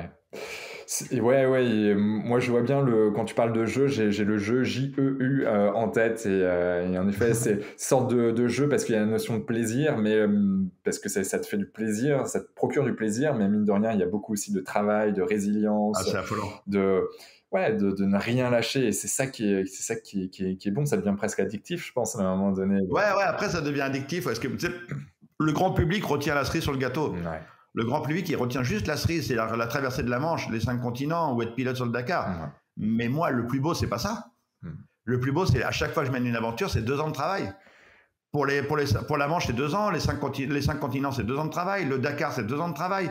C'est le travail de l'équipe, la transformation du corps, la transformation avec les ingénieurs sur une voiture. Enfin, c'est ces 2 années-là qui sont merveilleuses. Et qu'on en chie, des fois ça craque, ça hurle, ça gueule, et puis ça redémarre. Mais pour moi, c'est ça l'aventure, c'est pas la cerise sur le gâteau à la fin.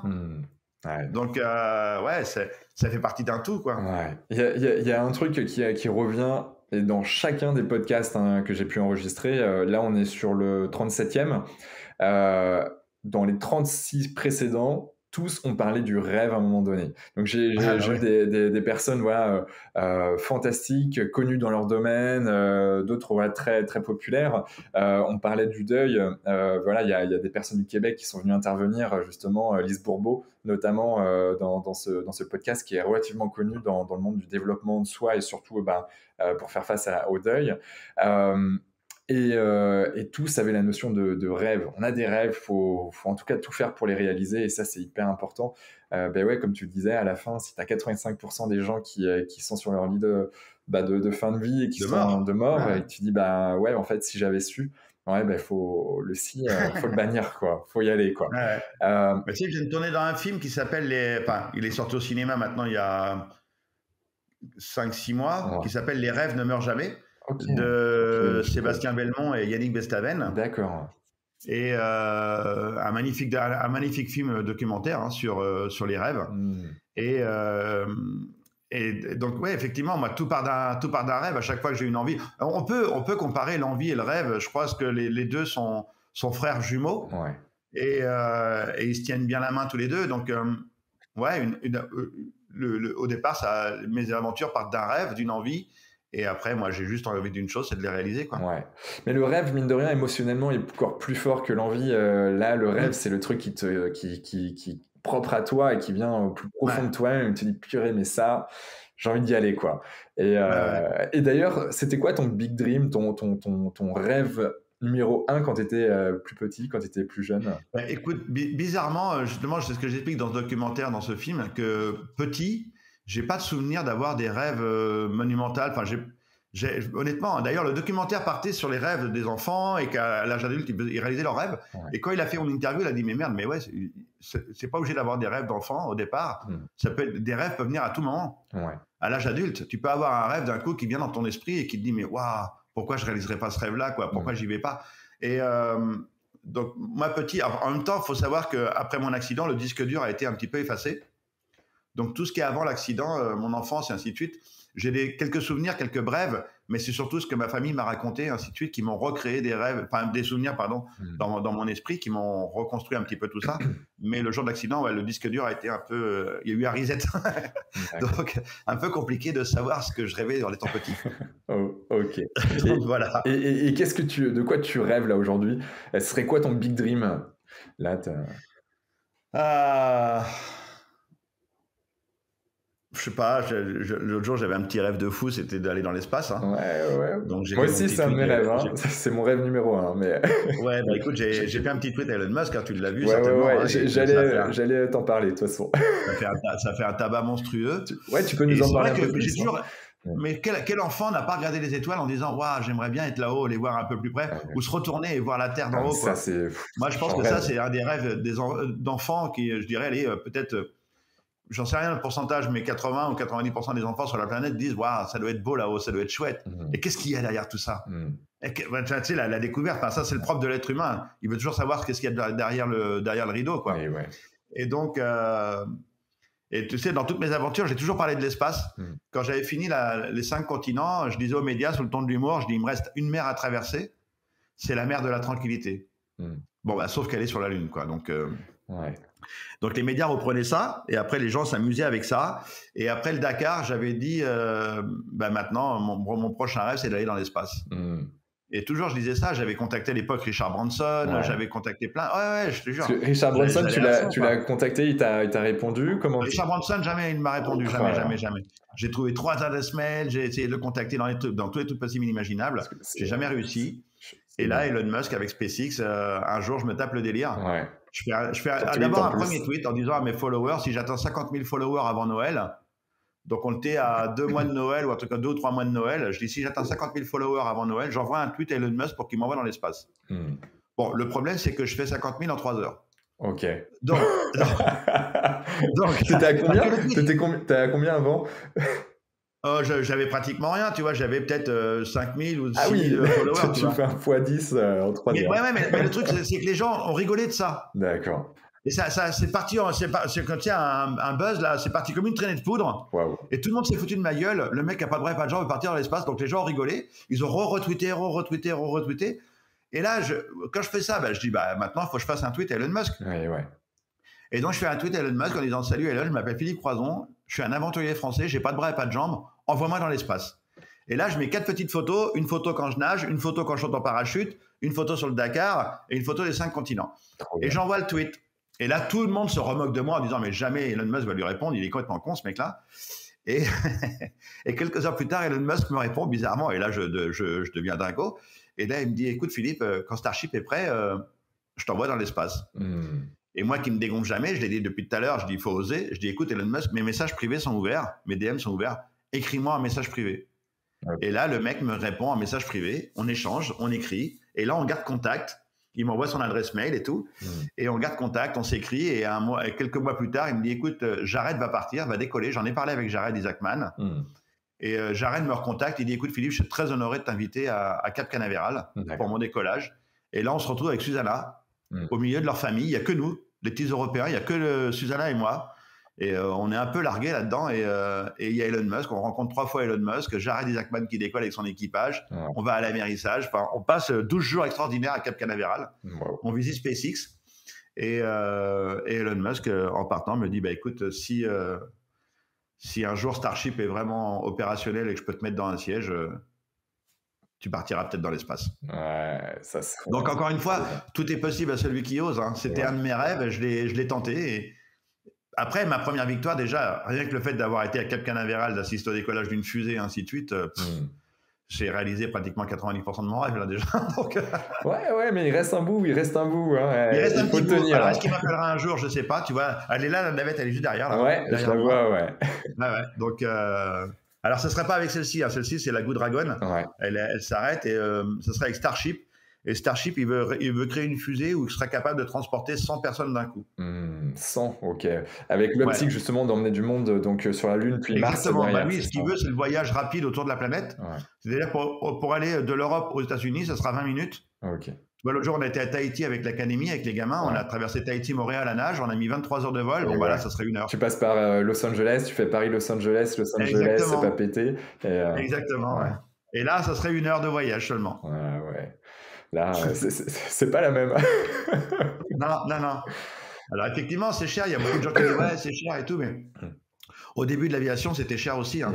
C'était pour une élite au début, puis après, ça s'est démocratisé. C'est comme tout. Donc, waouh. En tout cas, franchement, merci déjà pour tous ces partages. C'est juste génial. J'aimerais qu'on fasse un petit focus sur l'inclusion, tu vois. C'est vrai qu'on en parle un peu plus en entreprise principalement. Qu'est-ce que tu penses, toi, aujourd'hui, de l'handicap dans la société de manière générale et qu'est-ce qu'on peut faire de mieux? Parce que mine de rien, on peut toujours faire mieux. Comment faire tout ça? Écoute, honnêtement, moi, je te l'ai dit, je suis quelqu'un de très optimiste. Je pense que je suis né optimiste et les optimistes naissent comme ça et qu'on espère être contagieux un jour. Qu'on espère transmettre cette maladie incroyable. Mais moi, j'aime plutôt voir le verre à moitié plein. Je suis pas dans la revendication en permanence. Bien sûr, de temps en temps, j'ai des coups de gueule parce qu'il y a des choses qui me rendent dingo. Mais je pense que notre société, elle évolue. Elle évolue dans le bon sens. Le film d'hier soir avec Théo Curin et son documentaire, les Jeux paralympiques diffusés sur France Télévisions. C'est clair. Regarde tous les films qui sortent au cinéma, qui traitent du sujet, ou les fictions à la télévision. À chaque fois, c'est un carton plein. À chaque fois, ça fonctionne. À chaque fois, le public est présent. Ça veut bien dire que notre société est en train d'évoluer. Ouais. Et donc, et après, tu as aussi des mecs qui traversent la Manche à la nage, des choses comme ça. Tu vois, on montre une autre image. Et tu l'as dit, tu as parlé de personnes handicapées. Moi, j'aime plutôt parler de personnes capables autrement. Okay. Parce qu'il y a un mot qui nous colle à la peau et qui nous fait du mal, c'est le mot handicap. D'accord. Le mot handicap, pendant des décennies, il a été galvaudé, c'est une saloperie. Il a été mal vendu. Handicap, dans le conscient collectif, aujourd'hui, c'est culturel, hein, on n'y peut rien. C'est handicap égale Cosette Thénardier. Handicap égale pauvre malheureux. Handicap égale non performant. Et ça, c'est parce qu'on nous l'a vendu comme ça pendant des décennies. Et aujourd'hui, depuis la loi de 2005, les personnes capables autrement ont envie d'aller à l'école, ont envie de vivre du fruit de leur travail. Personne n'a envie de vivre sous le seuil de pauvreté. Personne. Tout le monde veut avoir un emploi et vivre de son salaire, être fier de vivre de son salaire. Et personne n'a envie de vivre avec l'allocation adulte handicapé en vivant sous le seuil de pauvreté. Donc ça, c'est pas vrai. Ouais. Donc aujourd'hui, la société, elle est en train d'évoluer tout doucement, peut-être pas assez vite malheureusement, mais on aimerait que ça aille beaucoup plus vite. Peut-être que Paris 2024, je l'espère vraiment, parce que Londres 2012, les Jeux paralympiques de Londres 2012 ont été une révolution sur la planète, mais vraiment. D'accord. Ont été une révolution sur la planète. Et d'ailleurs, en France, d'ailleurs, hein, c'est ça. C'est là que tout a commencé. Hein. La révolution, c'est là que tout a commencé. C'est Londres 2012. Pour moi, hein, pour moi et pour beaucoup de gens, Londres 2012 a éveillé les esprits. Et c'est parce que tu commentais. Je vais te raconter une anecdote. Hein? C'est parce que tu commentais les jeux. Ouais. C'est pour ça. Non. Et je vais te raconter une anecdote. Londres 2012, la France, qui était encore un peu vieille dans son état d'esprit, France Télévisions avait revendu les Jeux paralympiques à TV8 Mont-Blanc pour 1 €. Donc ils n'en voulaient pas. Okay. Ils disent non mais qu'est-ce qu'on va se faire chier avec ça? Les téléspectateurs en veulent pas, c'est nul. Et il y a une révolution qui s'est créée en France. Les gens ont contacté France Télévisions. Les gens, c'est remonté jusqu'au président de la République, qui a mis un coup de poing sur la table et dit c'est quoi cette histoire? France Télévisions a repris les Jeux paralympiques. Ils ont été obligés. Ok. Ils ont diffusé les Jeux paralympiques. Ils ont fait 100 heures de direct. Bon, pour te faire un parallèle, les Jeux olympiques, c'est 700 heures de direct sur France Télévisions. D'accord. Les Jeux paralympiques, c'est 100 heures. Ok. Mais en termes de pourcentage d'audimat, on a fait plus de pourcentage d'audimat en 100 heures qu'en 700 heures. Le grand public a été présent et le grand public en a redemandé. Et donc, ça veut dire que...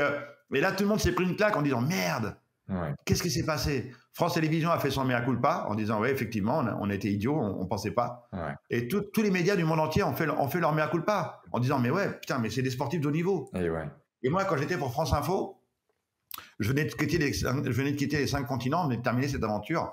France Info m'appelle et me dit « Philippe Croizon, vous voulez bien aller à Londres ?» Je dis bah ouais d'accord, mais enfin bon, moi je connais rien aux Paralympiques à part mon aventure. Et ils m'ont envoyé là-bas. Et à chaque fois que France Info m'appelait, on me disait ouais Philippe Croizon, les athlètes, les handicapés, alors on en est où? Et moi je hurlais dans le micro, je dis stop, temps mort. Je dis on parle de sportifs de haut niveau. Ils se sont préparés pendant 4 ans. Ils se sont préparés pendant 4 ans pour entendre la Marseillaise, avoir une médaille autour de cou, voir le drapeau blanc-rouge. Ce sont des sportifs de haut niveau. Avant d'être personnes handicapées. Il s'appelle Youssef, il s'appelle Martin, elle s'appelle Catherine, elle s'appelle Marie-Amélie Le Fur. Et accessoirement, effectivement, ce sont les personnes handicapées. Mais ce sont d'abord des sportifs de haut niveau. Et donc, à chaque fois, je me révolutionnais là-dessus. Et donc, c'est comme ça qu'a commencé le changement de notre société. Donc, c'est pour ça que je te dis que Paris 2024, j'ai vraiment un espoir que ça mette encore un coup de pied au cul à notre société. Tu sais, je vais arrêter après là-dessus, mais je fais beaucoup de conférences en entreprise. Et quand je fais une conférence pendant la semaine de l'emploi du handicap, quand je fais mes conférences normales, on refuse du monde. Il y a plein de monde qui vient dans l'entreprise. Quand je fais une conférence avec le mot handicap dans l'entreprise, tu vois, ça m'est arrivé de faire la même entreprise où il y a 200, 300 personnes qui viennent sur ma conférence. Et quand je fais une conférence avec le mot handicap dedans, il y a 20, 30 personnes qui sont dans la salle. Mais ouais, je te l'ai dit, ce putain de mot de handicap est une vraie saloperie. Alors qu'à chaque fois quand je fais une conférence en entreprise, je dis parlez-moi de personnes capables autrement, parlez-moi de collaborateurs capables autrement, parlez-moi d'adaptation de poste. Et là, je vais venir. Et là, vous allez voir qu'on va remplir la salle. Les gens vont être interpellés. Et donc, c'est comme ça. Et quand je fais une conférence d'entreprise, je dis au chef d'entreprise, je dis mettez-moi 3 managers là, à côté de moi. Et dites-leur, OK, l'entreprise a une politique emploi handicap dans l'entreprise. Les 3 managers, ils vont faire « Ouais, génial, bravo patron, on est avec vous. Oh, c'est vraiment formidable, ça y est, l'entreprise va évoluer. » Et là, d'un seul coup, les 3 vont se regarder en chien de faïence, ils vont dire « C'est top, hein, mais dans le bureau de Martine ou dans le bureau de Christophe, parce que moi, mon équipe, elle est complète, j'en veux pas de ton virus, moi. » Pourquoi ce manager, il a ce réflexe normal et humain? Parce que lui, il n'a jamais été confronté au handicap. Pour lui, et handicap, c'est que je t'expliquais tout à l'heure, handicap égale Cosette et Thénardier. Handicap égale non performant. Lui, il n'imagine pas qu'il y a eu un gamin qui a été à bac+3 ou bac+5 et qui attend qu'une seule chose. Ce qu'on m'a accordé moi pour traverser la Manche, ou relier les 5 continents, ou être pilé sur le Dakar, juste la confiance qu'il mérite. Juste la confiance qu'il va le faire, le boulot. Et même son énergie, elle va être multipliée à 1000%. Parce qu'il va avoir envie de vous montrer ce qu'il est capable de faire. Il en a tellement chié pour arriver à bac+3 et bac+5 que son énergie est démultipliée. Bien sûr. Et donc, je le dis au chef d'entreprise, il ne faut pas en vouloir à ce manager. Il a un réflexe normal humain. Donc, il faut communiquer au sein de l'entreprise. Il faut communiquer à mort. Avant l'embauche de la personne handicapée, en amont, parler avec les collaborateurs, leur expliquer c'est quoi, qu'est-ce qui va se passer, comment ça... Et là, tout le monde est rassuré. Et on avance ensemble. Je suis complètement en phase et pour revenir déjà sur les Paralympiques qui se sont passés là, cet hiver, taux d'influence aussi énorme et il y a Cécile Hernandez là, qui a pas mal sollicité, qui a failli ne pas aller, qui au dernier moment par beaucoup de résilience est arrivée. C'est une personne là d'Occitanie et qui normalement devrait passer sur notre podcast là, incessamment sous peu. D'accord, tu me diras le bonjour de ma part alors. Ouais, tu la connais, génial. Bah oui. Ok, avec grand plaisir, je lui partagerai tout ça. Et Cécile, c'est pareil, mais il n'y a pas que Cécile, il y a toute l'équipe, tout le monde. C'est dingue en tout cas ce qui est en train de se mettre en place. Et puis Paris 2024, moi aussi je crois en bon patriote, j'ai envie de dire, à tous les niveaux. On est en train de mettre des choses, même au niveau des logos, de la mise en avant, donc des personnes capables autrement, c'est ça que tu dis. Mais c'est un spectacle extraordinaire, les Jeux paralympiques. Franchement, les gens regardent parce qu'il y a une vraie compétition. C'est un spectacle extraordinaire de dépassement de soi pur et dur. Enfin, moi, ce que j'adore dans les Jeux paralympiques, je sais pas si tu connais, mais c'est le rugby fauteuil. Ouais. C'est d'une violence. C'est comme le basket, mais le rugby, c'est pas mal. Ouais, mais le rugby, ça tape. Hein. Ah ouais. Ça tape, les fauteuils volent en l'air, ils tombent, les mecs tombent par terre, ou les filles. Les Warriors, et après, on arrête le jeu, on les remet sur le fauteuil, ça redémarre. Ouais. Enfin, c'est un spectacle extraordinaire. Moi, j'adore ça. Hein. C'est Mad Max, le truc. Ah ouais, non, mais ouais, c'est assez dingue ce qu'ils font, quoi. Hein. Ouais, c'est fort. Donc, bon, il y a de belles choses, en tout cas, en perspective, là, qui vont s'annoncer là, dans les 3, 4, les 2 prochains. Non, c'est dans 2 ans, en fait. On est en 2022. Bah, Paris 2024, ouais, 2 ans, bravo. C'est dans 2 ans, merci. Bon, mais au niveau des quotas en entreprise, toi, tu serais pour ou pas? Mais ça existe déjà. Ouais. Ça existe déjà. Tu sais que le quota, c'est 6% de personnes handicapées à partir de 20 salariés. Ouais. Alors, le problème qui se pose, parce que moi qui fais beaucoup d'entreprises, le problème qui se pose, c'est que les entreprises veulent de la matière grise. Ils veulent des jeunes qui sont capables de travailler à tel ou tel poste, qui sont compliqués, et que les entreprises ne trouvent pas. Ouais. Ne trouvent pas là. Il y a plus assez de personnes compétentes sur le marché, parce que encore aujourd'hui, c'est compliqué d'avoir des formations, d'avoir des choses comme ça pour les personnes capables autrement. Donc les entreprises disent, mais nous on a une politique emploi dans l'entreprise. Mais quand on appelle, on nous dit, bah non, vous êtes contraint à payer l'amende. Ah pardon, on n'a pas le droit de dire une amende. La contribution. Bah ouais, mais c'est dingo. Donc d'un côté, on oblige, et de l'autre côté, il n'y a pas assez de mise en place sur les formations, sur l'accès à l'école. Enfin, combien de fois je vois des exemples de gamins qui arrivent à Bac+3 et arrivés là, par exemple, on leur dit, bah, on est désolé, on n'a pas d'auxiliaire de vie pour toi, c'est fini pour toi, on arrête. Alors que lui, il va aller atteindre Bac+5, il voulait réussir sa vie, il voulait réaliser son rêve. Et ce gamin-là, on lui dit, non, c'est pas possible. Combien, dès le primaire, on dit à des enfants qui arrivent en primaire, on lui dit, on est désolé, on n'a pas d'auxiliaire de vie pour toi. Qu'est-ce qui peut se passer? Pourquoi encore aujourd'hui, on a à peu près entre 10 et 15 000 gamins qui rentrent à l'école, qui peuvent pas rentrer à l'école primaire parce qu'ils n'ont pas d'auxiliaire de vie. Et l'État leur dit, parce qu'une auxiliaire de vie, ça coûte à peu près entre 800 et 900 euros par mois pour aider un enfant. D'accord?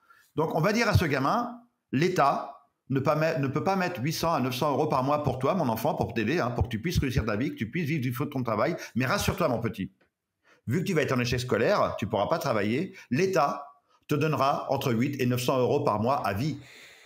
À vie. Donc, et je ne comprends pas le calcul. Je ne comprends pas le calcul. Pourquoi on ne peut pas donner cet argent-là pendant la durée de vie de son gamin à l'école et qu'après, il vive du fruit de son travail, que les entreprises puissent trouver le personnel compétent? Mais non, on leur dit à ce gamin-là, non, l'État ne peut rien faire pour toi. Tu vivras sous le seuil de pauvreté toute ta vie parce que tu n'auras pas de formation. C'est dingo.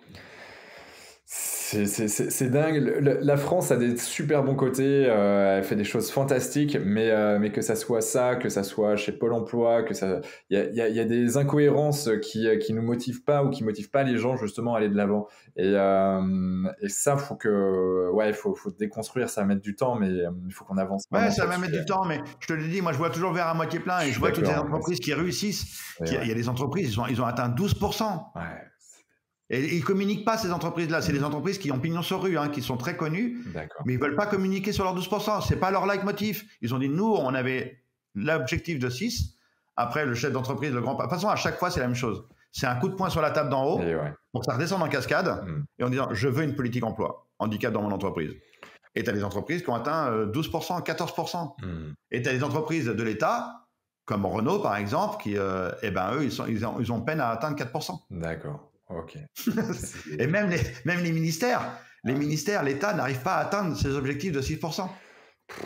Ouais, c'est dingue. Mais parce qu'eux-mêmes ne trouvent pas le personnel compétent sur le marché. Ouais. Ben ouais. Il y a plein de choses. Je pense que des fois, il faut faire un pas de côté pour voir les solutions et puis changer un peu ses carcans, ses codes pour que ça soit plus accepté et puis surtout que tout le monde puisse, parce que ça va pas que dans un sens. L'entreprise veut absolument des personnes, on va dire, qui ont une vision différente ou en tout cas une mobilité différente. Et inversement, en fait, les gens peuvent avoir peur de se dire, si je vais dans cette entreprise, je vais peut-être être exclu ou je ne sais pas. Je pense qu'il y a beaucoup d'acculturation, de communication à avoir, d'évangélisation, je pense, des deux sens. Mais après, je dis pas qu'il travaille pas. Hein. Je dis pas que l'État travaille pas. On voit bien que Macron, il avait dit que le handicap était une priorité pour lui. Bon, après, il s'est tapé les gilets jaunes, le coronavirus. Enfin, il y a plein de trucs qui se sont passés pendant son premier mandat. mais il n'a pas atteint les objectifs qu'il avait promis. Ouais. Ça, c'est sûr et certain. Après, je dénigre pas le travail qu'a réalisé la secrétaire d'État Sophie Cluzel. C'est une personne de la société civile qui est rentrée dans la politique et maintenant qui connaît très très bien la politique. Donc on peut plus dire que c'est une personne de la société civile maintenant. C'est une vraie politicarde. Donc elle connaît les codes, elle connaît tout maintenant. Et quand tu l'écoutes, elle a un discours politique. Elle n'a pas un discours de société civile. Donc voilà, c'est les petits pincements au cœur qui font que il manque quelque chose, quoi. Donc il y a encore 5 nouvelles années qui viennent d'être votées. Donc on verra bien. Ouais, mais en tout cas, il faut toujours garder le verre à moitié plein et rester optimiste et puis avancer et puis communiquer comme tu le fais très bien. Merci. Là-dessus. Comment tu fais, toi, pour avoir un équilibre parce que mine de rien, tu bosses beaucoup, tu as des challenges, des records, tu as une femme merveilleuse, tu as une équipe. Comment tout ça, t'arrives à trouver cet équilibre, toi? Mais écoute, moi, comme je te l'ai dit, j'ai végété pratiquement pendant 10 ans dans un canapé où j'ai rien foutu. J'ai fait qu'une chose, regarder la télévision. Donc, j'avais le cerveau complètement embrumé, complètement stone. Et à partir du moment où je me suis réveillé, je me suis mis en action et depuis, je m'arrête plus, quoi. Je m'arrête plus, mais j'aime bien me réveiller le matin. Et en général, je regarde le miroir et je fais « Hey, salut, ça va? Hey, bonne journée, hein ?» Tu vois, je me fais un petit clin d'œil, un petit sourire et je démarre comme ça ma journée, quoi. Et surtout... j'écoute pas les informations, ça c'est une chose très importante, jamais, pratiquement jamais. Ou peut-être le soir un petit peu, tu vois, pour voir un peu ce qui se passe. Mais surtout pas le matin, quoi. Le matin, j'allume jamais la télévision, j'écoute pas la radio. Enfin, je démarre ma matinée avec ce que j'ai à faire et les trucs, mais mais quelle horreur. Je veux pas m'empoisonner le cerveau, quoi. Et tu sais, tout à l'heure je parlais d'optimisme. Tu sais que chaque citoyen, je vais rebondir par rapport à ça parce que chaque citoyen est très optimiste. Tu prends un citoyen individuellement, c'est quelqu'un de très optimiste. D'ailleurs, tu vas le voir chez lui, quelqu'un qui a un emploi, qui a une vie de famille, tout bien.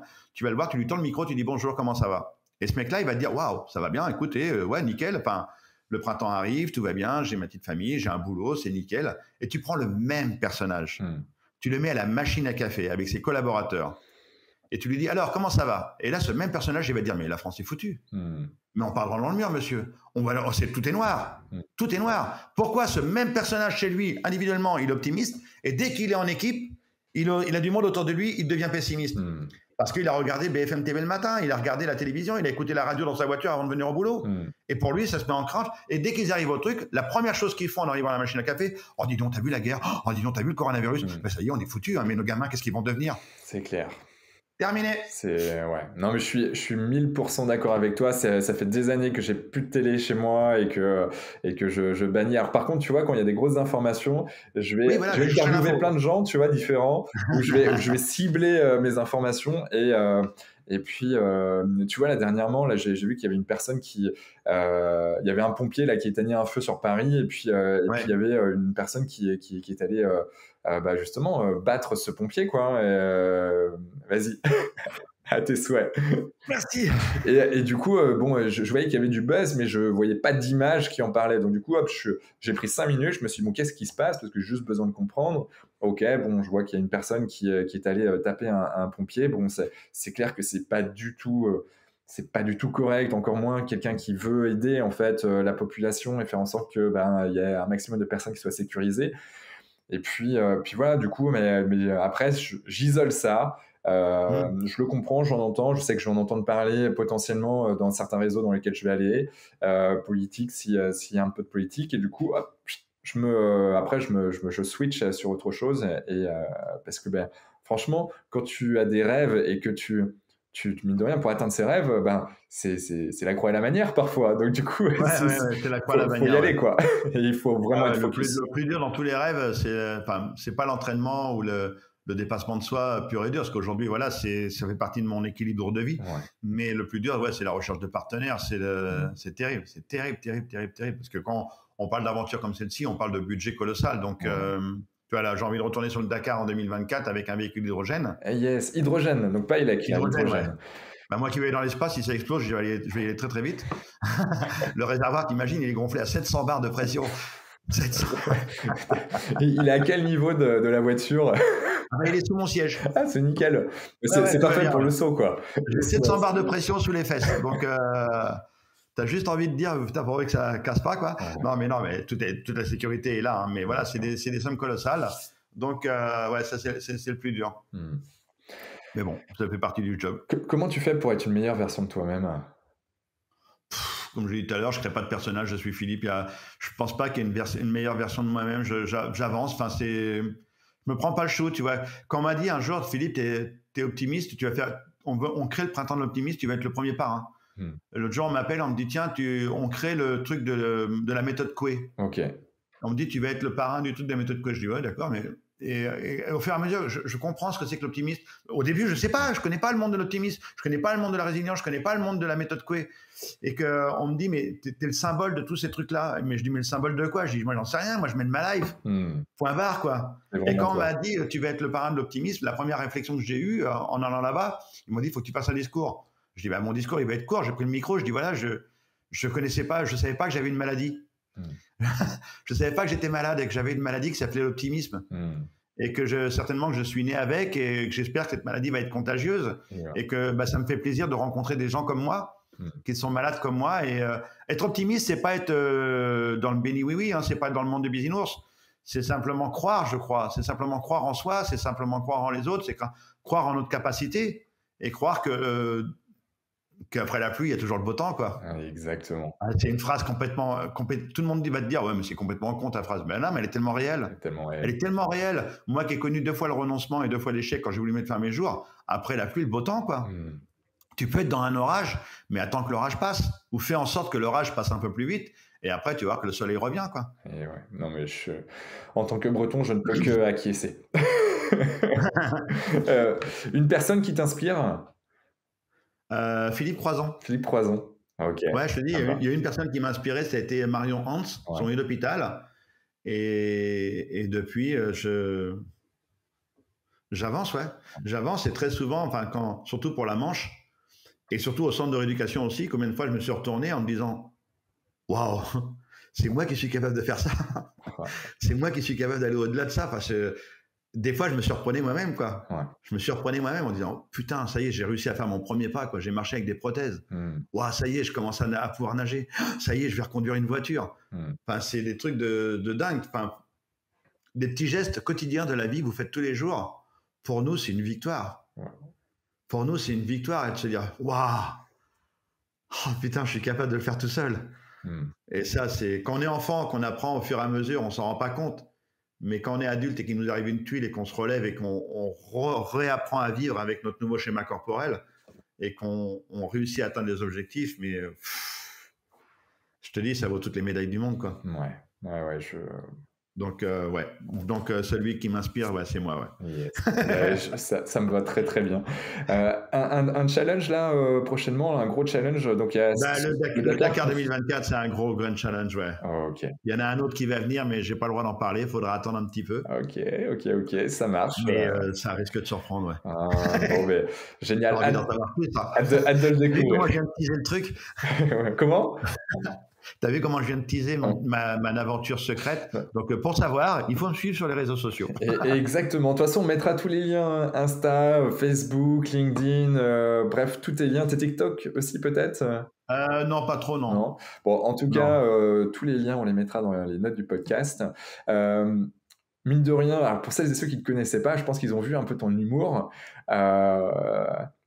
Tu penses que l'humour t'a aidé ou est-ce que tu avais déjà de l'humour avant ton accident? Oui. Ouais, c'est quelque chose qui vraiment... moi, comme je te l'ai dit tout à l'heure, j'ai été élevé par 2 personnages dans ma vie. Je pense que les femmes ont un rôle très important dans mon existence parce qu'il y a Susanna et ainsi de suite. Mais les 2 personnages qui m'ont élevé quand j'étais petit, c'était ma grand-mère et ma mère. Ma grand-mère dans le sérieux. Tu vois, elle a connu la guerre, ainsi de suite. Donc, je te l'ai dit, bretonne, donc très, très droite. Souviens-toi d'où tu viens. C'était ma grand-mère. Souviens-toi de tes racines. Et ma mère qui m'a élevé dans la bêtise, dans la connerie. Voilà, ces 2 personnages-là ma mère m'a toujours déguisé quand j'étais petit, m'a toujours fait faire des conneries. Enfin, donc, j'ai toujours été un bout en train. D'ailleurs, j'étais toujours le garçon d'honneur des mariages de la famille. Et j'ai toujours adoré organiser des fêtes à la maison. Et donc, ça, c'était mon état d'esprit. Et un de mes plus beaux moments aussi, quand je suis sorti du centre de rééducation, j'avais une de mes cousines qui allait se marier. Et pourtant, j'étais amputé des 4 membres et tout. Et elle est venue me voir à la maison et elle m'a dit tu veux bien être mon garçon d'honneur? Et là, j'ai chialé. Ouais. et je lui ai dit oui, et je lui ai organisé un mariage de ouf. donc voilà, ça a toujours été dans ma nature. Et après, l'humour est un outil de résilience extraordinaire. D'abord, le premier outil de résilience pour moi qui a été fort, c'était le sport. Ouais. Le sport m'a reconstruit. Hein. Le sport m'a permis d'aller vers les gens, de communiquer. Mais l'humour, d'abord, tu as l'humour qui pique. Ouais. L'humour qui va faire du mal à tes proches, qui va te faire du mal aussi, parce que tu en as besoin. Et après, tu as l'humour potache, l'humour du centre de rééducation. Et après, l'humour que je pratique aujourd'hui, l'autodérision. Ouais. Et donc, ça, j'adore le pratiquer parce que c'est mon exutoire à moi aussi. Et j'aime faire rire les gens, quoi. C'est vraiment si tu vois ma conférence aujourd'hui, je dirais c'est 50-50. 50% de rire et 50% de larmes. Ouais. Donc, c'est un ascenseur émotionnel pendant 1 heure. Les gens rigolent, pleurent pendant 1 heure. Et à la fin, ils savent plus où ils habitent, quoi. Ouais. Mais moi aussi, rassure-toi, moi aussi, quand je sors de scène, je sais plus comment je m'appelle. Bah, tu donnes beaucoup à ça quand j'étais petit, donc je t'avais vu, mais quand je t'ai revu là, l'été dernier à la ref là, du MEDEF, là, c'était vraiment sympa. Et en effet, c'est en dents de scie en termes d'émotion. Il y a un bel événement là bientôt à Paris le 14 juin. Ouais, 2022. Au Palais des Congrès, Never Give Up. Ok. Où là, je vais être sur scène et il y a plusieurs personnes comme moi qui vont être sur scène et qui vont parler de l'optimisme, de la résilience, mais avec une ambiance de ouf, quoi, un truc de dingue, une grosse fête. Ok. Ce sera le 14 juin au Palais des Congrès à partir de 14h. Génial. Tu connais Catherine Testa, l'optimisme.com et .pro? Oui, bah ouais. Je fais partie de la Ligue des optimistes, donc. Ah, ok, génial. Ouais. Génial. Ben oui, Catherine, c'est une femme qu'on a reçue, je crois que c'est l'épisode numéro 2 ou 3, je sais plus, et qu'avec la Jeune Chambre économique, une association dans laquelle je suis également, on a fait intervenir, et c'est vrai que c'est une chouette bonne femme, une chouette, vraiment, Catherine, elle est géniale et remplie d'optimisme comme toi. C'est important de s'entourer de ce genre de personnes. Hein. Oui, exactement. Ouais. J'arrive sur les dernières questions. Est-ce que tu aurais une personne à nous recommander que tu aimerais que j'interviewe, que toi tu as rencontré, que tu connais ou pas forcément, que tu dis tiens, ça serait bien que tu l'interviewes dans ton domaine là? Bah, écoute, il y a plusieurs personnes. Je sais pas, je pense à Arnaud Chasserie, je pense à Théo Curin, je pense à des personnages comme ça qui sont forts. Marie-Amélie Le Fur. Tu as aussi Dorine Borneton. Ouais. Ok. Dorine Borneton qui a reçu dernièrement la médaille du mérite, qui est paraplégique, qui fait de la voltige aérienne. D'accord, je savais pas du tout ce qu'elle faisait, mais ok. Ah ouais, c'est la première femme handicapée à faire de la voltige aérienne. Elle a eu un accident d'avion en étant petite. D'accord. Et elle est remontée dans un avion et maintenant c'est une championne de voltige aérienne. Et elle est paraplégique. Ça me fait rêver d'en faire, moi, de la voltige aérienne. Avec un petit sac pour le vomito. Ouais, exactement. Mais ça va, je vomis pas trop. Justement, j'adore tellement les sensations fortes que j'en demande. Ça, c'est un de mes rêves. Ça de monter dans un avion de chasse et un jour ouais. Si la patrouille de France nous entend. Ouais.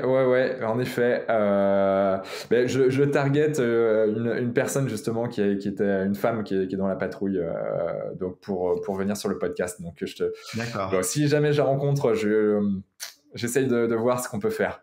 Je pense à un truc, tu vois, c'est mes petits gamins de l'académie Philippe Croizon qui est basée à Vichy, avec qui s'entraînent. Hein. Aujourd'hui, on en a 8 qui s'entraînent comme des petits fous pour Paris 2024. Enfin, ils rêvent de Paris 2024. Et dernièrement, avec eux, on a fait Tahiti, Montréal à la nage. Ouais, et là, ils sont passés toute la semaine ici à la maison, à La Rochelle. Là. Ils ont passé toute une semaine. Ils m'ont emmené à l'entraînement. Ils m'ont dit, maintenant, ils m'appellent papy tellement que j'arrive plus à nager, quoi. Je suis à la traîne derrière eux. Et il y a plusieurs handicaps différents. Et c'est pareil. Enfin, ils ont un discours extraordinaire, tous ces jeunes, quoi. Ils ont le mort aux dents. Ils sont heureux. Et il y a plein de messages forts. D'ailleurs, il y a un Thalassa qui va être diffusé peut-être au mois de juin ou au mois de septembre quand on a été à Tahiti nager. Donc voilà, tous les ans, on essaie de leur préparer une aventure à travers la planète. Ouais. Donc tous les jours, ils s'entraînent. Tous les matins, à 6h du matin, ils sont dans l'eau. Donc ils se lèvent à 5h, à 6h, ils sont dans l'eau. À 8h, ils vont au collège et au lycée parce que ça commence de 14 ans à 21 ans. Ok. Et après, le soir, ils ont 1 heure de sport, 1 heure d'études, ils mangent, ils dorment. Et après, il n'y a pas de vacances. Quand c'est vacances, c'est sport de haut niveau tous les jours, matin et après-midi. Ah ouais. Et il n'y a que l'été, au mois d'août, qu'ils ont un petit mois de vacances. D'accord. Ouais, mais c'est leur rêve. 2024, et tu mets tout en œuvre pour ça. Et c'est pareil, on mettra les liens dans... Je mets en œuvre. Tu sais, quand on a créé l'académie, c'est la première académie en e-sport privé de France. quand on a créé l'académie, c'est ce que je leur ai dit. Je dis, moi, j'ai envie de leur offrir ce que moi, on m'a accordé. Et pour ceux qui veulent aussi intégrer le monde dans l'entreprise, juste la confiance qu'ils méritent. Tu sais, quand tu accordes la confiance à quelqu'un, son énergie, elle est dingo. Hein. Son énergie, elle est folle. Tu fais la différence quand je fais beaucoup d'entreprises. Je vois des entreprises qui sont humaines et des entreprises qui n'ont pas encore compris le message que l'humain doit être une priorité pour être performant. Et je vois des entreprises qui accordent la confiance à leurs salariés, et là, les entreprises, elles tournent comme c'est pas possible, et des entreprises qui briment les salariés, avec quelqu'un au-dessus de lui qui dit « Non, c'est comme ça, je te dis de faire comme ça, je te pas dit de faire comme ça ». Et là, la personne, elle est plus autonome. Ça devient une merdouille, quoi. Ça devient rien, quoi. Et là, elle n'est pas performante du tout. Donc, voilà. Moi, l'académie, c'est ça. C'est leur offrir la confiance que moi, on m'a accordée. Et je te jure, ces gamins, ils ont le smiley jusqu'aux oreilles, quoi. Il suffit de les regarder. Allez voir sur Internet, Académie Philippe Croizon. Vous allez voir le Facebook, le Twitter, Instagram et ainsi de suite. Vous allez voir une équipe de ouf. Une équipe de dingo. Bon, ben, on va mettre de toute façon tous les liens dans les notes du podcast. 2 dernières questions. Comment on peut te joindre ? On peut pas. On peut pas. Il y a que toi qui a réussi. Voilà. Non. Il y a mon site internet, philippecroizon.com.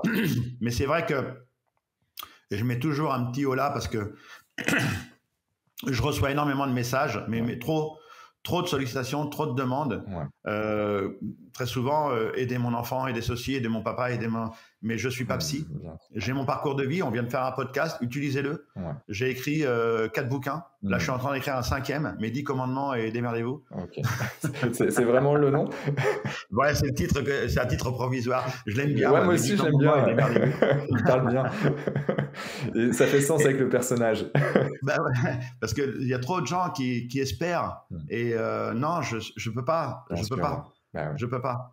Et donc, voilà, c'est assez compliqué. Tu sais qu'Elon Musk... il faut savoir se protéger aussi. Hein. Exactement, ça, c'est quelque chose qui est hyper important, de se protéger soi-même et de savoir dire non. Mais ça, je ne savais pas au début. Et j'ai engagé des gens autour de moi pour dire non parce que je ne savais pas dire non. J'avais qu'un mot qui sortait de ma bouche, c'était oui. Et je me retrouvais en galère.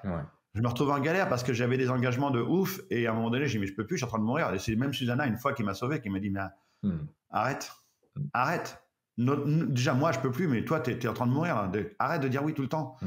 Et maintenant, il y a des gens qui disent non pour moi. Ouais, mais c'est une forme, en tout cas, d'avancer pour toi, pour que tu te sentes mieux. Et ça, c'est hyper important. Et d'ailleurs, on parlait d'Elon Musk tout à l'heure, mais Elon Musk, là, il a aussi dans ses cartons, si je puis dire, l'envie de créer des robots. Et donc, si on peut avoir plusieurs Philippe Croizon avec le même mindset. L'humanoïde, il va être en vente normalement 2023, l'humanoïde d'Elon Musk. Ouais, alors c'était 2022, du coup ça sera 2023 et c'est dingue. Hein. Mais t'as vu un peu ce truc de fou, quoi. Enfin, il est capable de transporter 150 kilos d'un coup. Enfin, on peut pouvoir lui demander ce qu'on veut, quoi. Jardiner, passer la tondeuse, faire les trucs. Enfin, c'est un vrai humanoïde. Et mais il est pas seul sur le marché. Il y a plein de surprises qui vont arriver là. Parce qu'il y en a beaucoup de monde qui travaille sur l'humanoïde. Et de toute façon, toi, tout à l'heure, on parlait du rêve. L'humain a toujours réalisé ses rêves. Quand tu vois les films de science-fiction des années 60, 70, 80, même les années 90, on est dans les films de science-fiction des années 90, on est en plein dedans. L'humanoïde, les fusées pour transporter 100 personnes pour faire le tour de la planète le plus vite possible. On est dedans, quoi.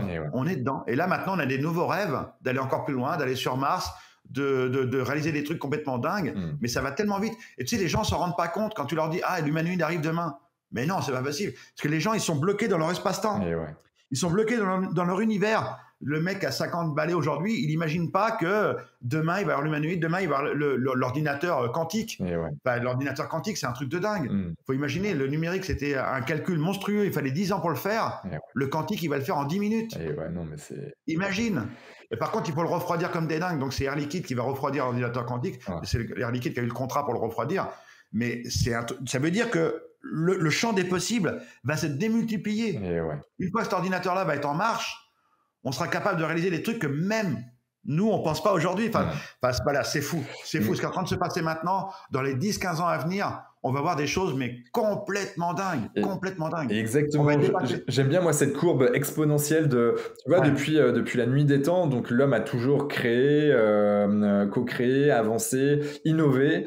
Et là, il y a l'innovation, la création, qui est en train de prendre une courbure qui est c'est exponentiel, hein, la vitesse où tout va vite.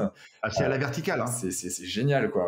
On vit vraiment dans un monde. Et j'espère qu'avec ça, peut-être que l'humain se rendra compte un jour que notre petite planète, elle est belle et que peut-être qu'on pourra la sauver et que cet ordinateur trouvera des solutions. Parce que tu sais que Elon Musk, par exemple, a mis un gros billet d'argent, a mis beaucoup d'argent sur la table en disant le premier qui lui ramène la solution pour décarboner l'atmosphère, il lui offre, je sais pas combien, c'est 50 millions de dollars direct, hein, juste pour lui dans sa poche. 50 millions de dollars, il lui donne s'il est capable un ingénieur arrive demain, lui dit voilà le système qu'il faut mettre en place pour décarboner la planète. On peut y arriver. Et ben, tu vois, ces gens-là commencent à y réfléchir, quoi. Donc, ça se trouve, cet ordinateur-là sera capable de le faire, de dire voilà la solution, les gars, à vous de jouer. À vous de jouer. À vous de jouer. L'avenir n'est pas noir tout le temps. Il peut être beau. Bien sûr, hein, après la pluie, le beau temps, comme on dit. Exactement. Est-ce que tu as un dernier mot à dire à nos auditeurs, Philippe? Écoutez, je vous souhaite plein de bonnes choses et surtout, n'oubliez pas, c'est vraiment mon leitmotiv, que l'impossible, c'est juste une seule personne. C'est juste vous. C'est personne d'autre. Vous pouvez écouter les messages, vous pouvez écouter les conseils, mais le dernier qui prend la décision, c'est vous. C'est vous. S'il y a des reproches à faire, j'entends trop de gens aujourd'hui, je pense qu'on vit dans une société de victimisation et on a voulu une société de victimes. Nos dirigeants veulent une société de victimes parce que quand les gens sont victimes, ils sont plus faciles à manipuler, à mettre en place. Donc, ne soyez plus victimes, prenez votre destin en main et arrêtez d'attendre que ce soit la société qui passe pour vous, mais faites. Moi, j'ai arrêté d'attendre. J'ai attendu pendant 10 ans, jamais personne n'est venu. Et c'est moi qui ai été vers les gens. Et c'est moi qui ai demandé un coup de main. C'est moi qui ai pris mon destin en main. Donc, je leur dis encore une nouvelle fois, l'impossible, c'est juste vous. C'est personne d'autre. Ne reprochez pas tout ce que vous avez fait à d'autres personnes. On est tous entrepreneurs de notre vie. Exactement. Et franchement, merci infiniment, Philippe, pour tout ton partage, le temps que tu nous as consacré. Et j'espère te revoir en présentiel prochainement, là, sur Paris ou d'autres endroits. En tout cas, au mois de juin, si tu veux, tu me dis. Ouais, avec grand plaisir. En tout cas, franchement, mille merci. Et puis à toutes celles et ceux qui nous écoutent encore, on se dit à la semaine prochaine pour un nouvel invité d'exception, encore une fois. Merci à toutes et à tous. Ciao, ciao. Ciao. Bravo, vous avez écouté cet épisode de Génération Canopée jusqu'au bout. Merci de le partager à au moins 3 personnes autour de vous et de nous mettre une note 5 étoiles avec un gentil commentaire. Au-delà d'en avoir besoin pour être dans le top des classements, c'est hyper important pour nous. Pourquoi ?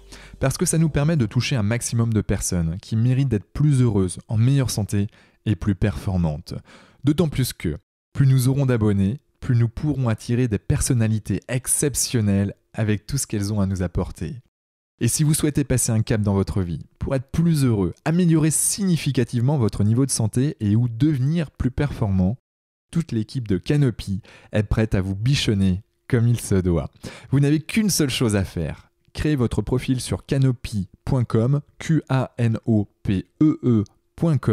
si ce n'est pas déjà fait, et faire votre check-up bien-être. Du contenu gratuit et des praticiens vous y attendent. C'était Quentin Aoustin et je vous embrasse. Ciao ciao.